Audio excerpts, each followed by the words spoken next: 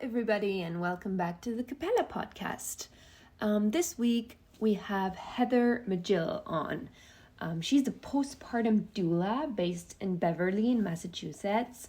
And after experiencing firsthand the difference that having support can make for a new mom, she learned that she could make a career of offering that support to other families and eventually establish her own business called Infant Concierge. She offers both daytime and overnight care for families living in the North Shore and Boston area, as well as virtual support and free monthly Zoom meetups.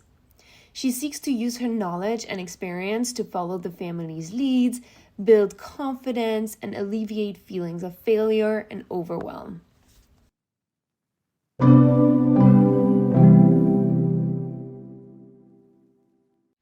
As usual, you can watch the recording of the interview on our YouTube channel, and the link of that interview is in the description. But you can also just listen right here.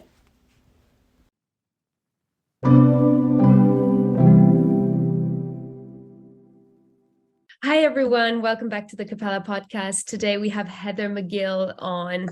Hi, Heather. How are you doing today?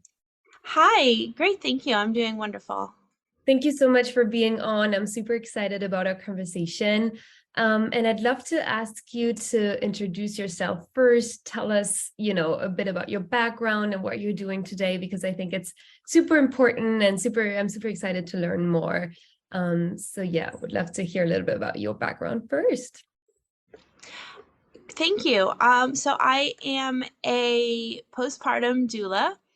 I have been working as a postpartum doula for about 4 years now as my main career, but I started my journey with training about 12 years ago. So I'm also a mom of 3 school-age kids, and I live in Massachusetts. Wow. So can you tell us a little bit more about, let's say, like your typical day as a postpartum doula? What are the most common things you will help new parents with? Yeah, one of the things I love about my job is that there is so much variety from day to day. Every family's needs are different every time, every day the needs might change from day to day. So there is a lot of variety in what I do, but typically I'm there to support parents with whatever they feel are the biggest needs or stressors that they're dealing with at the moment. So some of the most common ones would be sleep. When I am doing an overnight visit, the main focus is typically sleep. So I'm there to care for the baby, to help the parents get some longer chunks of uninterrupted sleep during the night. And during daytime visits, sometimes parents also will go to have a nap or a shower or some kind of other time to themselves while I'm there. So I also help families with baby care and learning how to care for their babies, learning the baby's cues. I have training as a breastfeeding educator. I've done trainings about different types of baby wearing, safe sleep. I know some things about car seat safety. So all of those types of questions and education. A lot of first-time parents will wait and do their baby's first bath while I'm there to help and guide them or demonstrate, help them get a little more confident with baths and diaper changing and that type of thing. And then I also help parents with things that tend to build up around the house and the daily tasks that still need to be taken care of. Things like laundry, meal prep, reminding parents to eat. Sometimes if I'm there in the morning, the first thing I'll ask, like, have you had breakfast yet? Okay, so before we do anything else, like, let me hold the baby for a few minutes or make you some food. Just make sure you have something to eat in the morning. Make sure you have a chance to take a shower. Or those types of things as well. So it's usually a little bit of everything. and just all those needs that we tend to have when the new baby is really taking up so much of our time and attention. I love that. And I've never had a postpartum doula on the show, and that's why I have a ton of questions.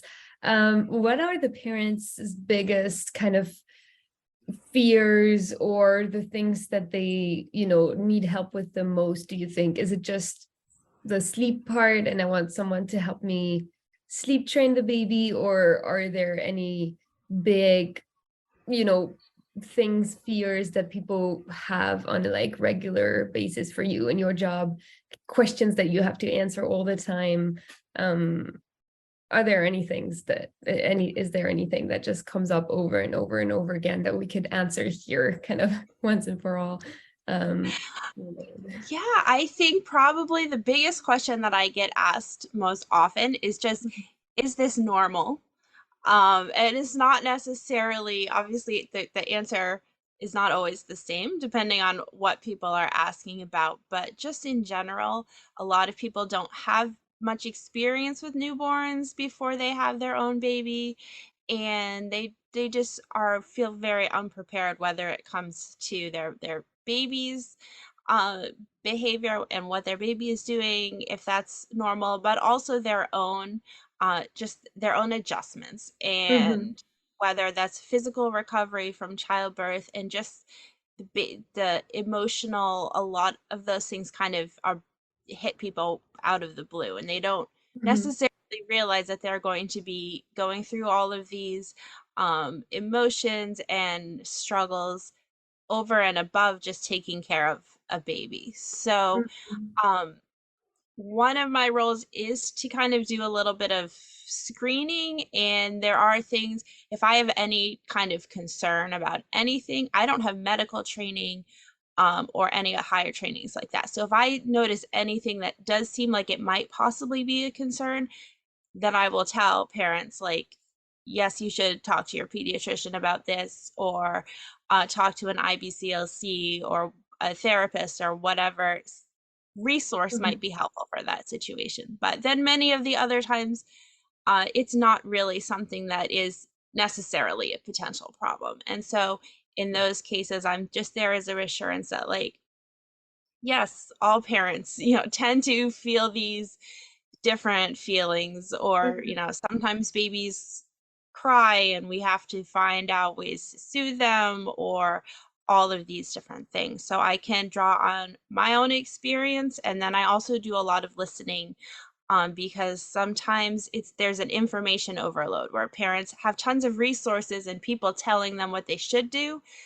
but nobody's really listening to what's working for them or what they want to do. mhm, So I spend a lot of time, besides helping and giving advice, kind of foundationally is listening to parents and to their needs and mhm. their situation, and helping them to kind of integrate the advice with their own, with what's going to work for them. I love how you mentioned that the biggest question people ask is this normal? Because I've heard that so many times. And it seems to be kind of across the board that the is this normal question is the biggest kind of worry. How do you answer that question? So obviously you said you're not a doctor, so you will refer them to someone that's trained in that specific field if you have any doubts. But most of the time you said it's not, it is normal and it's not necessary to get a doctor. So how do you basically assess what's, very critical versus what's kind of just normal and they need to get used to it? Um, yeah, do you have any method of differentiating the different, scenarios and seeing what's actually going on? Um, like I said, I think a lot of it is just asking questions and listening. And I do encourage parents. Sometimes parents feel hesitant to call the pediatrician because they don't want to like bother them with silly questions or whatever. So um, sometimes it's a matter of just like, it's okay. Like, even if it turns out to be nothing, like your doctor is there to help you and they want you to call them. And, that's okay to do that. Um, but it really depends on the situation, and listening to the feelings and not necessarily the words of what the parents are saying, but like trying to really get beyond that to, Mm-hmm. what's actually going on. So, like I Mm-hmm. said, I don't do anything like as far as a medical assessment, but I do have that experience now working with like, probably over 100 families and just seeing a wide range of what is and Mm-hmm. is it normal, that I have that experience that most new Mm-hmm. parents um, don't have, and just a little bit more of an outside perspective. Because even when I had my own babies, I found myself wondering the same things, even with my own training and my Mm-hmm. experience. And when I had my third baby, I would still like notice things and be like, is that okay? Are they okay? Because we do have this heightened level Yeah. of anxiety and kind of tuning in biologically that is there to help us, protect our Mm-hmm. babies, but it can still kind of go haywire sometimes. So just having a little bit of an outside perspective um, can be really helpful. Definitely helps for sure. When do people usually reach out to you? Like at what stage? Is it more people who know that it might be super beneficial to have a postpartum doula and therefore they prepare and basically try to get in touch with you even before the baby's born? Or is it more kind of people in distress, like, I don't know what to do, I need someone to help me, and I read somewhere on the internet that I could hire someone to help me, and are you free tonight, basically? So is it more of a planned thing, or is it more of a stress induced call that you get? I definitely get both.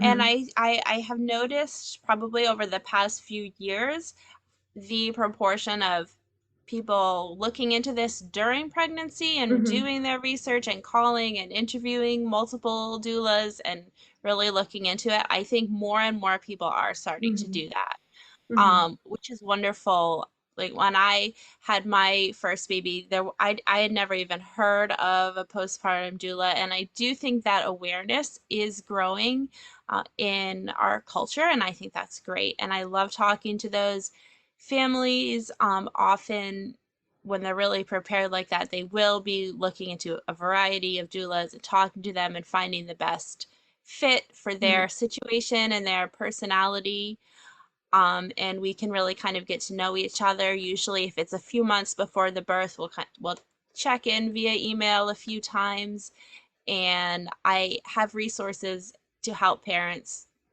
prepare ahead of time Mm-hmm. um, as well. So that's wonderful. I love doing that. I do also get those calls. My baby's 2 weeks old. I haven't slept in 2 weeks. We really need some help, and that's great too. I think my schedule is very flexible because things Mm-hmm. always change um, with due dates. Obviously, most people don't know exactly what date their baby is going to be born. So sometimes I may end up with a little extra space in my schedule, or a family is sick or something like that. So I do accommodate last minute requests as much as possible.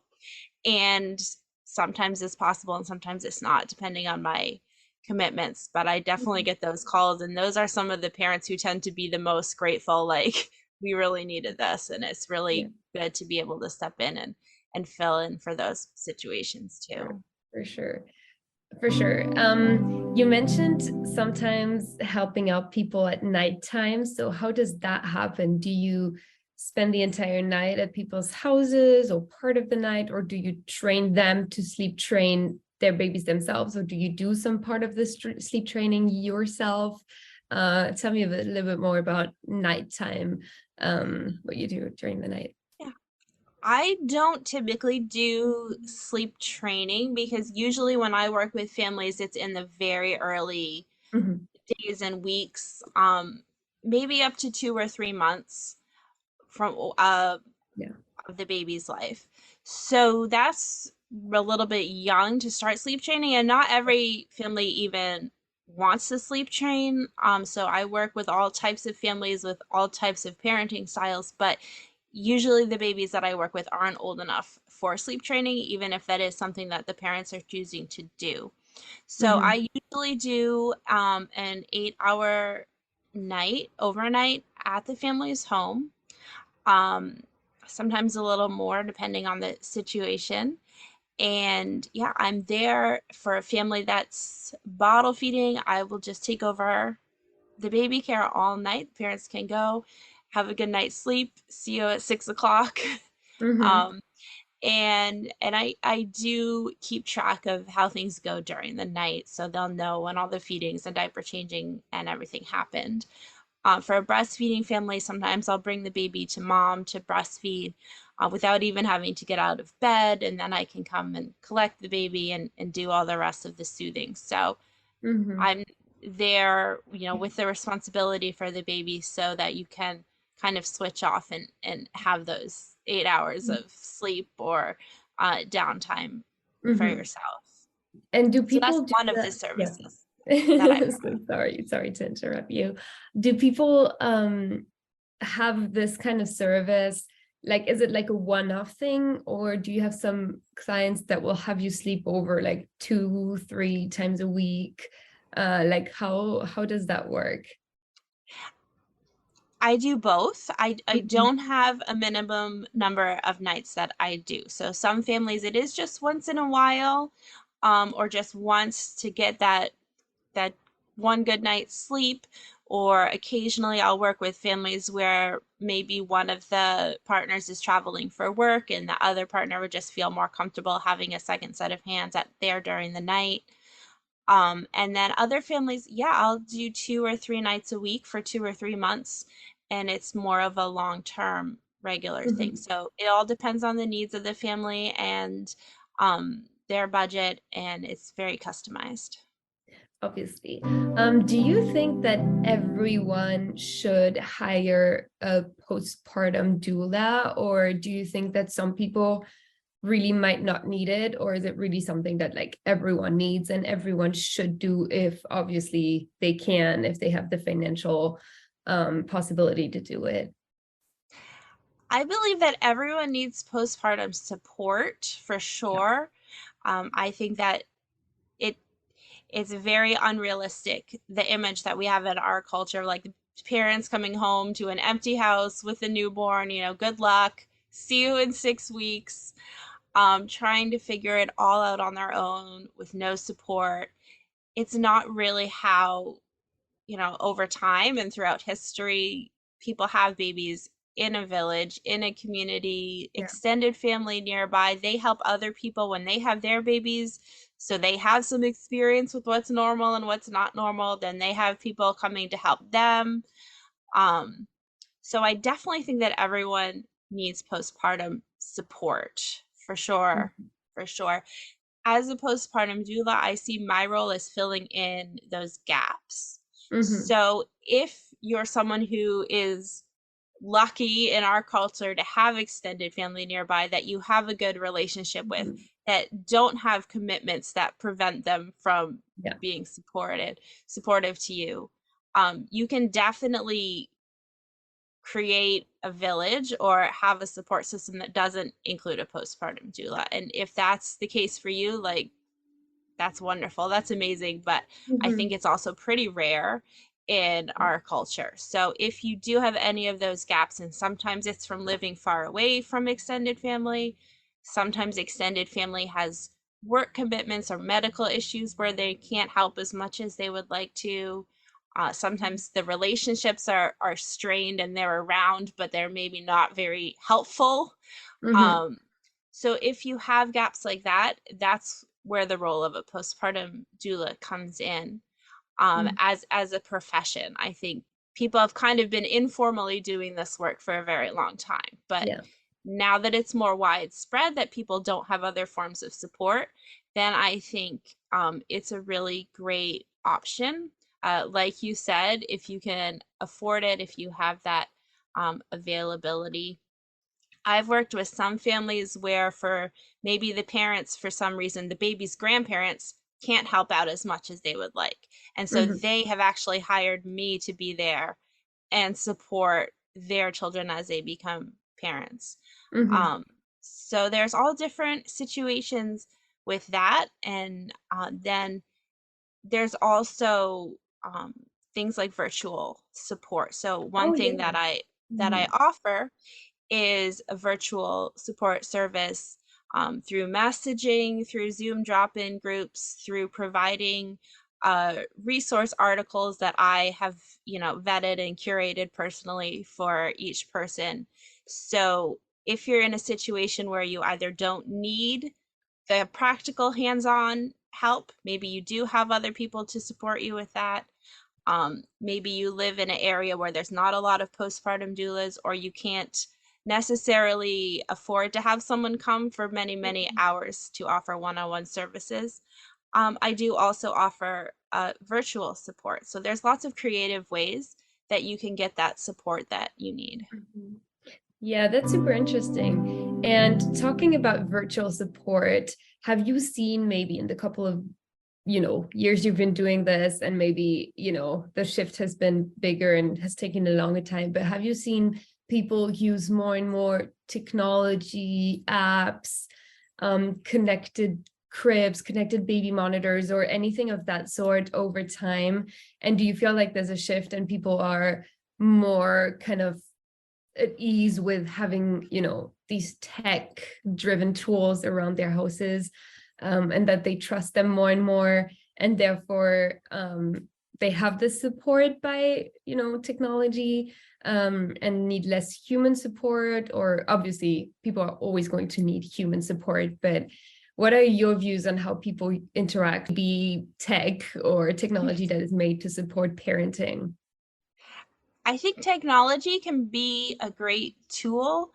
One of the things that I like to, tell parents, like, it's only helpful if it helps. So different tools are helpful for different people in different ways, and something that might be helpful for one person isn't necessarily helpful for someone else.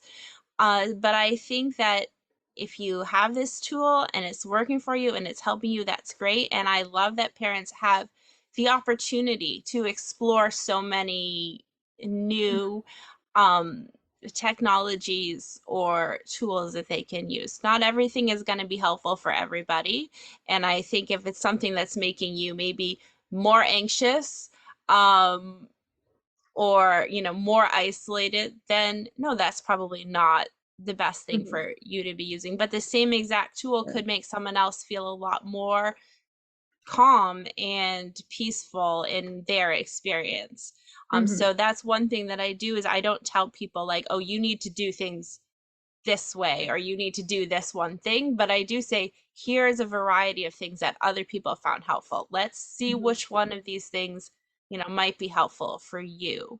So I Mhm. think the more options, the more tools, the more creative ways that people are finding to use technology to support parents, um, that's wonderful. Like, you can never have too many types of support available. Mhm. So I have seen lots of parents using the connected cribs, the apps, and telling me that that's really helpful for them. So if that's their experience, then I totally support them in that, and I think that's wonderful.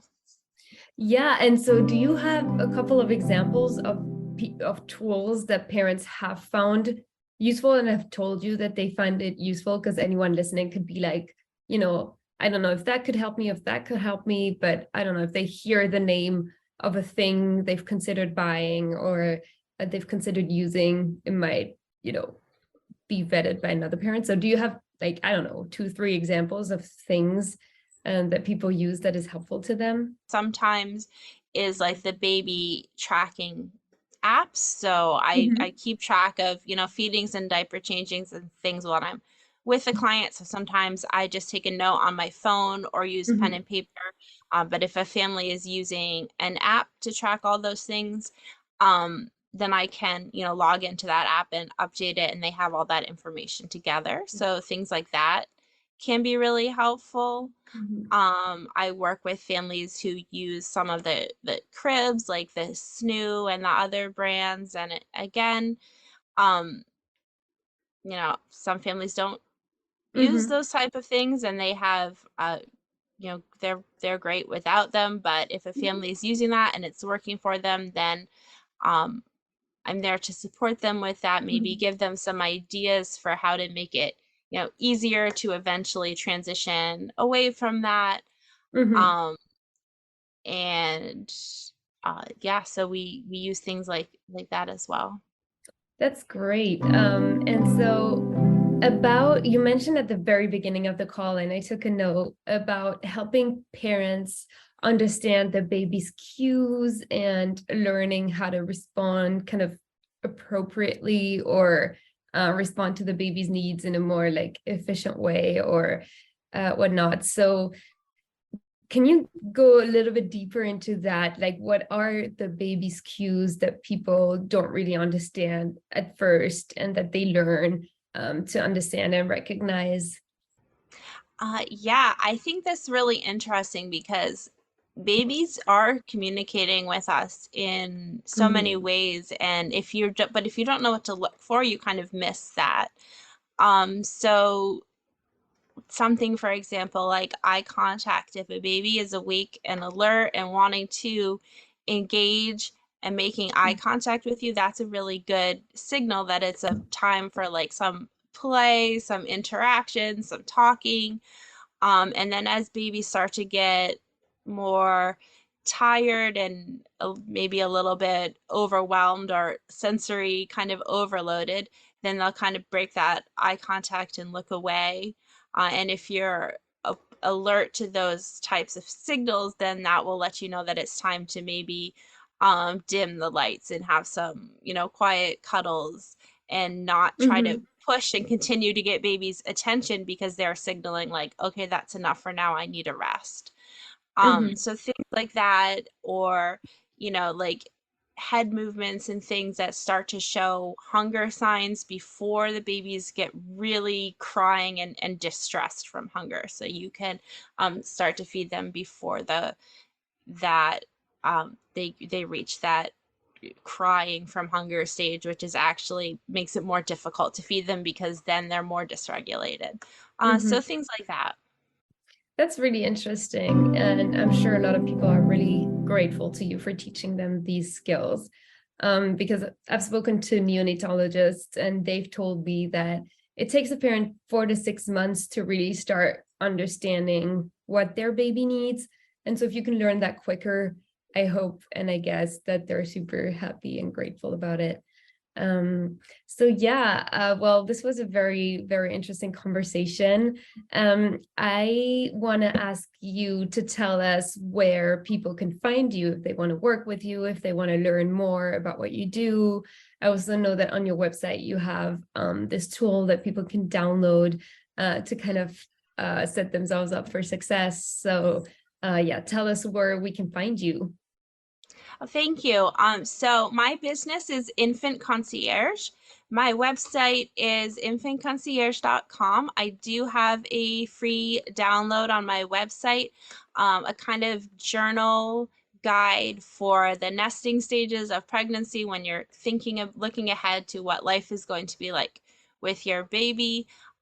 There's journal prompts there, there's conversation starter questions, there's resources also that it can be helpful as you're preparing for your baby. I'm also at Infant Concierge on Instagram and Facebook.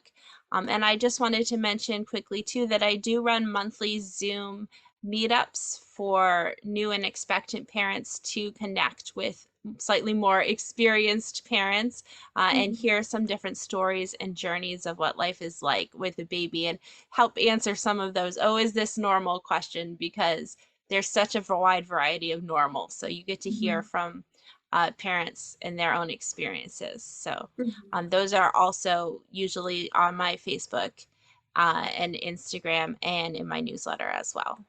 I will definitely make sure to put all of that in the description as well, so that people can click on it and find you. So one last question that I love to ask everyone who comes on this show at the end, and it's a very high level and there's no right or wrong answers, is if right now you were faced with a new parent who just came home with their new baby and are completely clueless, don't know anything about it, have never done this before, what are your top 2 or 3 tips or pieces of advice that are very broad, very general, but also very useful, or the big, things that they should live the next couple of weeks of their lives by. So yeah, what would you tell them?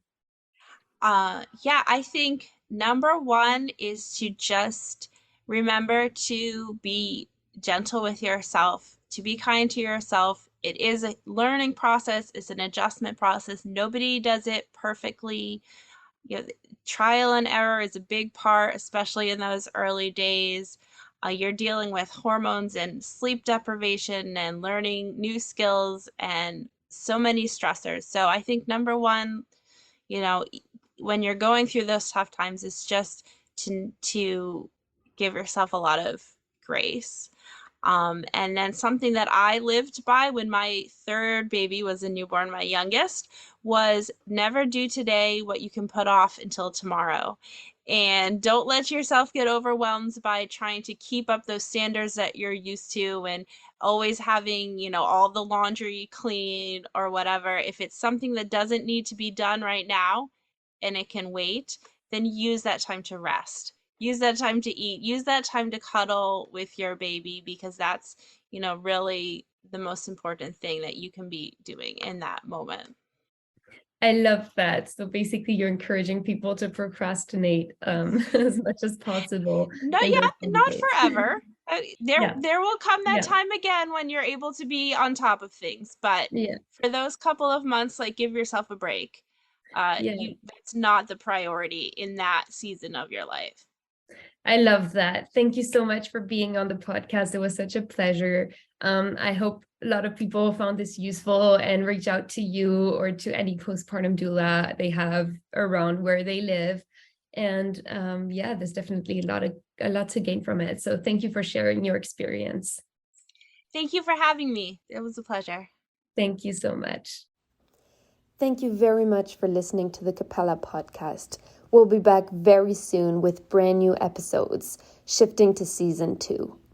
Thank you. Bye.